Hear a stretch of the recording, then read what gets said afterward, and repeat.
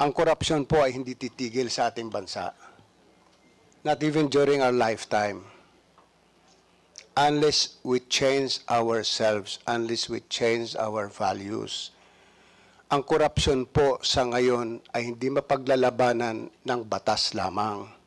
Pero sa ngayon po ang nangyayari ngayon, wala na tayong respeto sa Diyos, wala tayong respeto sa sarili natin. So not during our lifetime will be able to solve corruption.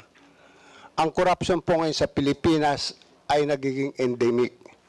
Ang corruption po ngayon sa Pilipinas ay nagiging parang fashion, becomes a fad. Because money becomes power.